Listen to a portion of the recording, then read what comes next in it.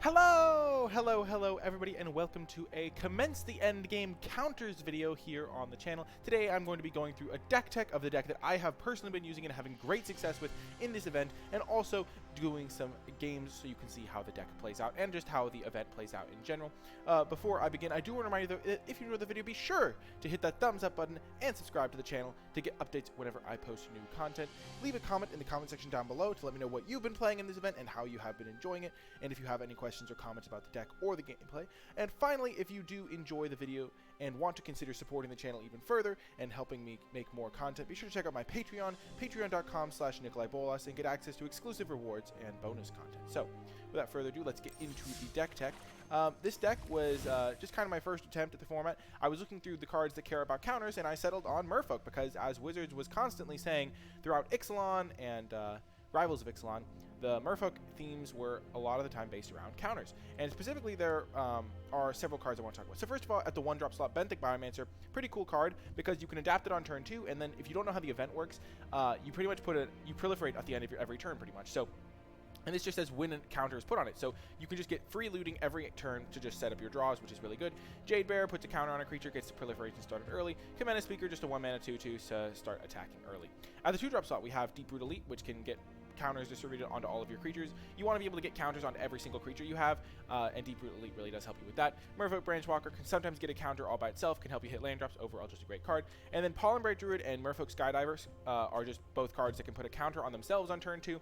Pollenbright Druid can proliferate. Merfolk Skydiver can also proliferate for if you ever get to 5 mana, and also has flying. I've definitely won games just by casting a turn 2 Merfolk Skydiver and then putting the counter on itself, and then just grows out of control and is huge. So Merfolk Skydiver is definitely a great card to be playing in this format. Heralds Booon is a great payoff for being Merfolk. You can put the counters on the Speakers, the Jade Bearers. You can use it as a combat trick. Overall, just a really nice card. Works really well in this event and in this deck. At the 3-drop slot, we have a Vineshaper Mystic. This card is one of the best payoffs for being Merfolk. You can put a counter on itself and counter on something else, and just come in with a 3-mana 3/5 that also buffs your other guy by 2 counters, because essentially you just want to make sure you have counters on everything. And then at the 4-drop slot, we have 1 copy of Herald of Secret Streams. This card's really fantastic in this format, giving all your creatures with +1/+1 counters on them unblockable. Just basically wins you the game when you cast this. We then have 22 lands to make sure we hit our land drops. We do have 4 Explorers and a Benthic Biomancer to help us hit our land drops outside of that, and our curve is pretty low, so 22 lands has definitely been enough. And yeah, this is the event deck so far. There is one card I want to talk about that we are not playing. It is a gold card, red-green. It is quite powerful and one of the best cards in the format, and if you're not playing a blue-green deck, you should probably be trying to play a deck that features Domri's Ambush, just because you put a counter on your creature, then it just punches the other creature. So I've definitely lost, like, the decks that I've played against that have been good have been either going for the type of synergy with Pollenbright Druid. Pollenbright Druid is also a green card. I think the green cards really are where you want to be, but I've gone for a Merfolk package with Vineshaper and Merfolk Skydiver and like Deep-Root Elite, but I think Domri's Ambush is a perfectly fine substitute, and in that type of deck you can play Growth Chamber Guardians and things like that. But this is the deck that we are going to be running. Let's show how it works in the event. You may be wondering why I did not opt to play Kumena in this deck, or Silvergill Adept, and basically those cards are just too slow for this format. This format is quite quick, and you also just want to start getting the counters on early and often. So that's why I'm not playing Kumena, even though this is a Merfolk deck. That's why I'm not playing Deep-Root Waters. That's why I'm not playing Jade Light Rangers. Overall, you just want to be getting in early damage and getting your creatures growing as fast as possible to try and snowball the game. And this is an excellent hand. Any hand that has turn 2 Merfolk Skydiver is pretty excellent. And we have a couple of them. Oh, goodness. This is really excellent. Just get out of control there quickly. There's also some little mind games with how you're going to trade off these guys, because if you are going to be putting a counter on one of your creatures, ooh, they're playing a similar deck. If you're going to be putting a counter on one of your creatures, you don't want to trade.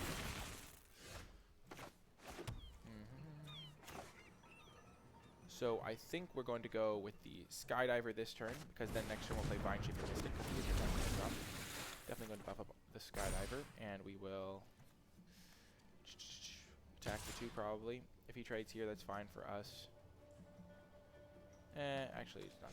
Yeah, it's fine for us if he trades. Because presumably he's not going to be getting enough army tokens because he's going to have counters. And it also just slows him down a little bit. Yeah, so now he won't get another army token, whereas we still have an army token. That's a pretty fine trade for us. So he's gone for a slower route, and you're going to see why that's less optimal in a second. If we hit another land, we're going to be in great shape. Deep Root Elite, eh? Okay, so we're going to get 2 life.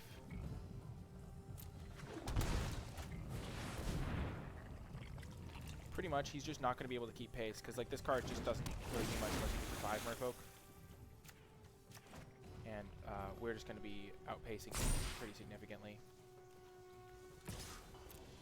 Because we already have 2 creatures that have counters on them, so we're just getting so much more value. Actually, we have 3 creatures with counters. So this is going to be a 3/5, this is going to be a 3/3. It's just going to be hard for him to penetrate our defenses. If we draw a land here, we're just going to win. If we don't draw a land, it's going to be like... Deeper Elite is a bit of a slow card. You kind of want to use it on turn 4.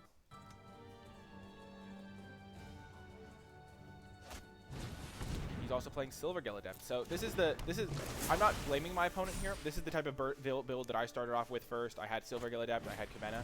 But like, if you just look at what my opponent's doing, it's just not fast enough when you're dealing with like a flyer of this magnitude and stuff like that.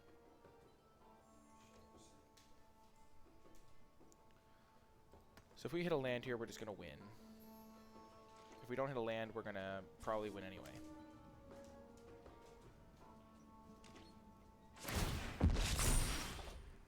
We do not hit a land. So I think we want to just play the Merfolk Skydiver, put a counter on itself. We'll hit him down to 11. Then the following turn we can proliferate into win.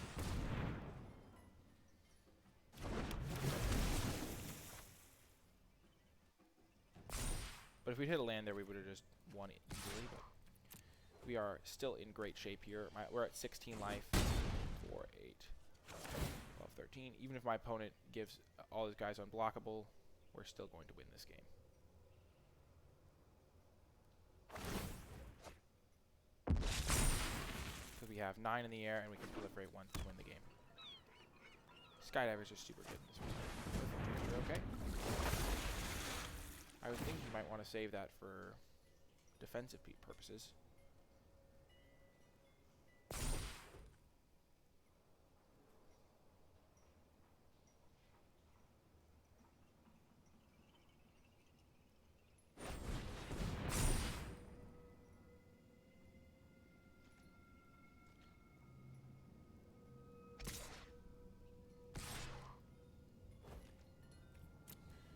Blocks. We could have chump blocked it, but it does not matter.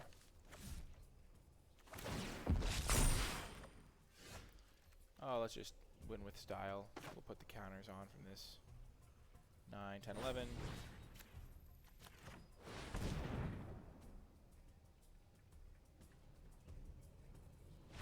And we got the W. So yeah, my opponent was just a bit too slow there. They literally had like the deck that I had earlier. But I iterated this deck a couple times to just put all the good cards in, like Pollen Bright Druid and things like that. And that's pretty much how the deck plays out. It's pretty fun, pretty exciting. You do a lot of good stuff, and things work out.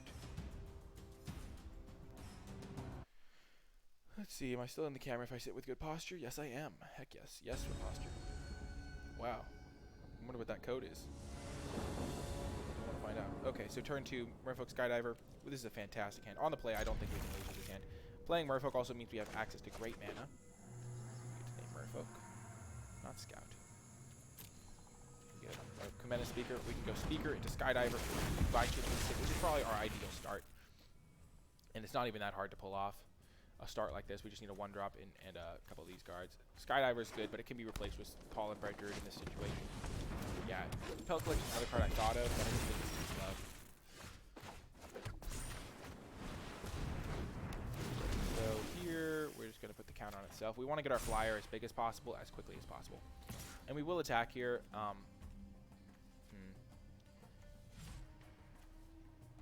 we're not. We will not attack. Because our guy's going to be really good next turn. I would consider trading it off for a Pelt Collector. But I think that it's more important to just have a Merfolk so we can get 2 really good triggers off this Vineshaper Mystic. So this is the spot where the Domry thing becomes kind of scary. Yeah, the Domry's never. This card is a beating. I think red-green or blue-green because you need to have this available to you.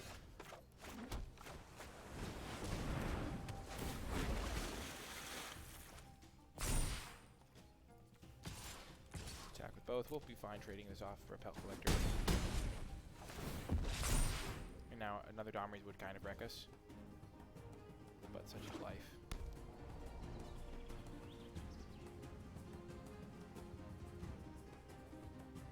Tis the way it works.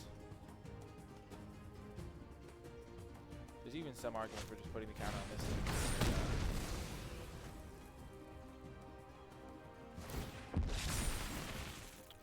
Well, that's a fine draw. Let's Merfolk Branchwalker first.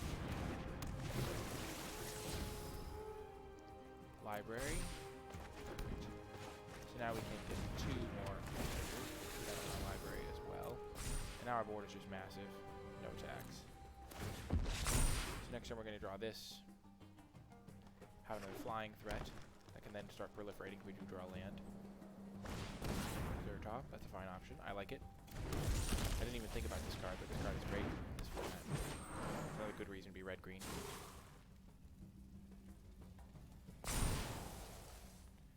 Interesting. I would think that my opponent would rather have some smaller creatures.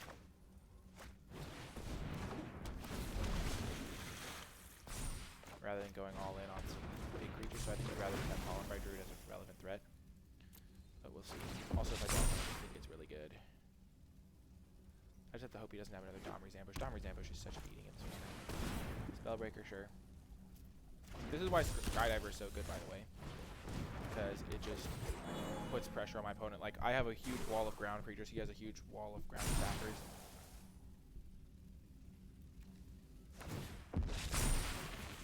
Perfect.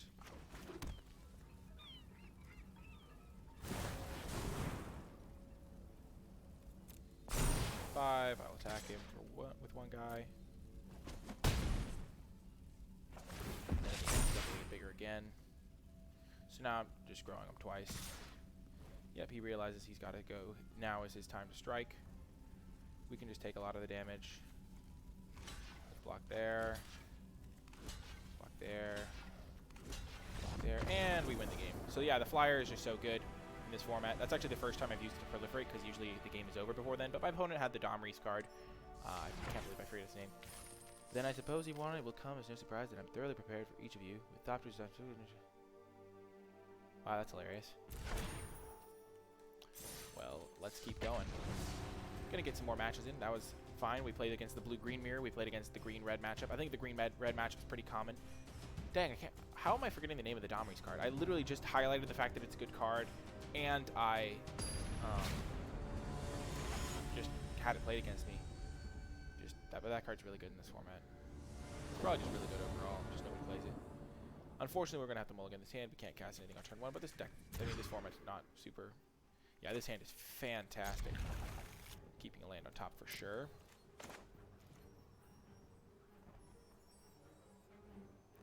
Yep. Especially because we need that land to have our Hinterland Harbor come in untapped. Oh man, we're going to get to start looting with defensive environments. That's the combo I was telling you folks about. Turn 2 Merfolk Skydiver is just unbeatable pretty much in this format. Playing in a red-green again.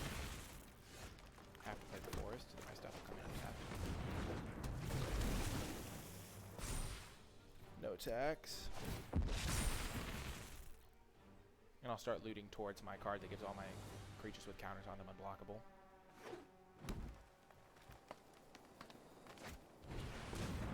Jaya's green. That is definitely a mistake to play that in this format, I think.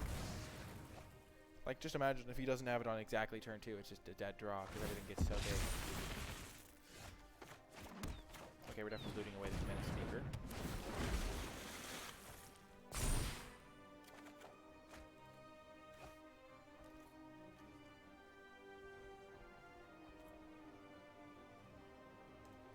We don't want my opponent to get a new one. Get rid of another Kumena Speaker. And we'll get our Skydiver back. Perfect. This is ideal. This is why this is such a sweet combo. So now that he has a card with a counter, we're fine trading off our zombie.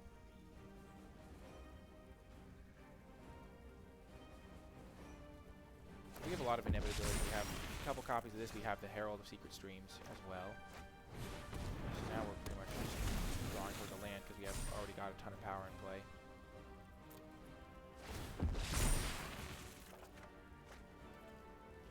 That, so we have 4, 8, 9, 10, 11, 15 power. So in 2 turns we just win. And my opponent can't pressure us that fast because we have 4-6 in play. This Vineshaper Mystic is such a good card in this deck and in this format overall. Just distributes so much power. Yeah, we don't care about Growth Chamber Guardian. My opponent won't expect Herald.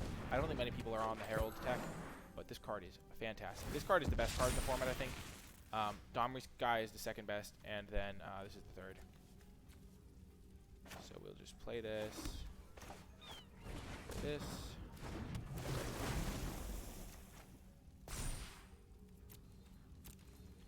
4, 8. Yeah, we'll attack him. Get him a little bit lower. I also considered Incubation Druid, but it's just a bit too slow.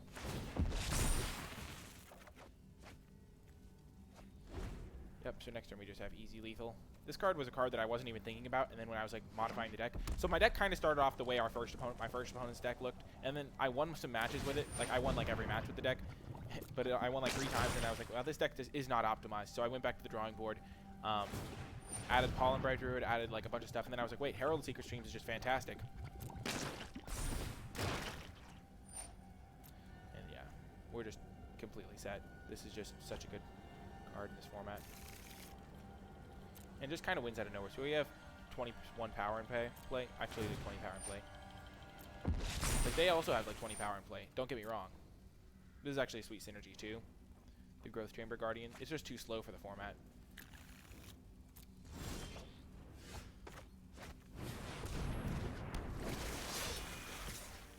Where's your Jaya's greeting now? Yes! Oh, man. This is so good. And I wanted to like not have any editing in this because I just wanted to show you that I'm actually just winning every match with this deck. Like you saw, I started with 5 wins and we just won 3 times in a row. We did play against red-green twice. I think red-blue is a little bit better. I think that those are the best 2 decks in the format for sure. But I think the blue-green one's a little bit harder to figure out. So I think most people are going to be on red-blue.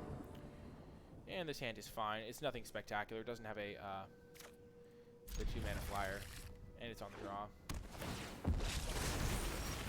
Oh, that was a fabulous draw. Because we do want to get the Benthic Biomancer out before the Jade Bear. We would have played the Jade Bear on turn 1. Not as good. But now we get to go Deep Root Elite on turn 2, and then Deep Root Elite Jade Bear on turn 3. And really start going to town. Okay, my opponent's on the same deck as me. Let's see if they have the secret tech. So here we actually will trade, because we're not going to have any counters on our turn 3.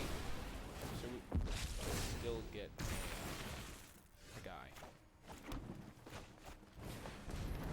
So we are slightly ahead of the opponent because we have this Benthic Biomancer in play already.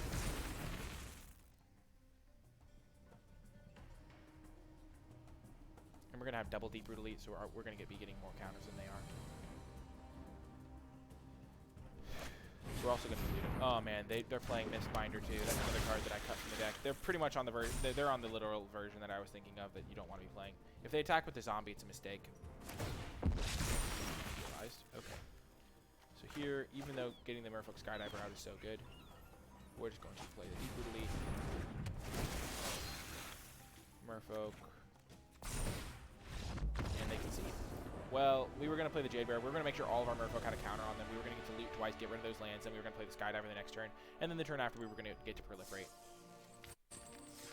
So, once again, they were on the slower Merfolk plan. The slow Merfolk just do not matter. The ones that do not care about counters, the ones that do not put a counter. Silvergill Adept is just worse than Merfolk Branchwalker, because Branchwalker can get a counter on turn 2. Like, that was my evaluation. Because I just... And also, like, you want to be playing your other Merfolk before the Silvergill. Like, you never have a time where you want to be playing the Silvergill. Okay, so this hand is okay. It's a fine hand.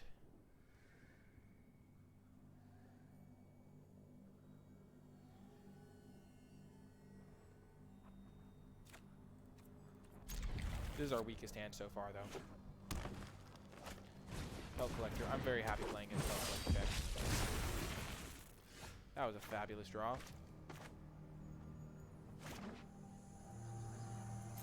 Absolutely fantastic draw right there.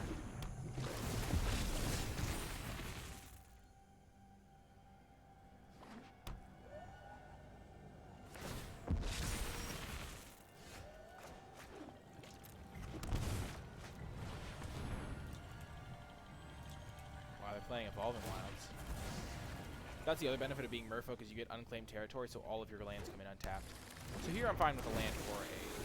Well, I'm actually happy to get a land here. No attacks.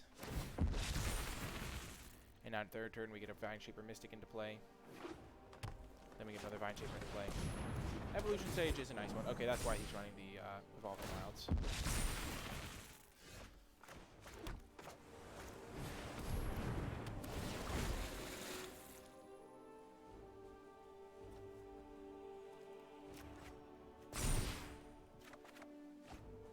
Let's get rid of Kumena Speaker.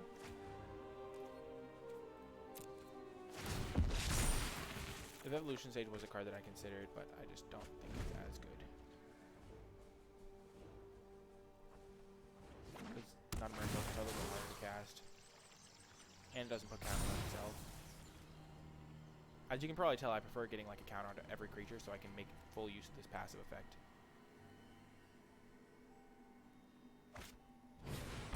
Knight of Autumn, sure.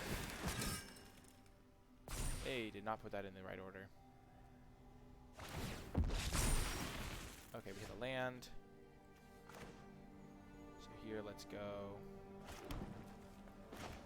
Vineshaper Mystic. Shoot. I did that in the wrong order. I was supposed to go with the Jade Bearer first.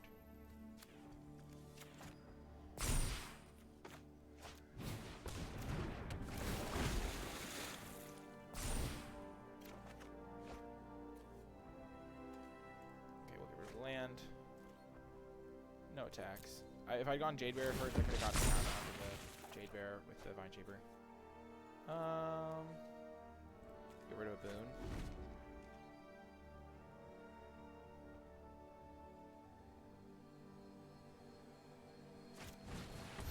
Literally all we need now is we're just going to loot until we find a card that gives all our guys a block, which just gives us so much late game. Like, the board is stalled here. There's no... Okay, that's kind of bad. It's kind of bad, but it's not even that bad. Because the thing is blockers are so favored, and we have a flyer that must deal with threat, and we have like if he attacks, we just double block with the 4/6 and a 3/5, and he's like can't get through. And now we got that guy, so we're gonna go the Deeper Elite first, obviously. And now let's play Merfolk Skydiver. Count on himself. Counter on Elite.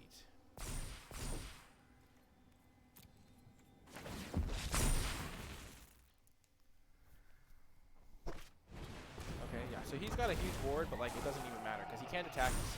And eventually we're just gonna, we have a flyer. He has no reach.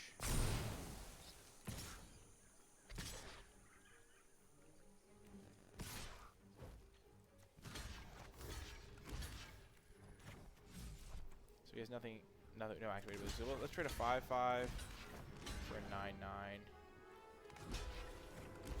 And a 5/7 for a 9/9. Just block like that. And now he doesn't have anything with a counter on it. No, he only has this thing still. We need to block this one because this one has trample. And this one doesn't, so we can just jump out with the Jade Bearer if we want.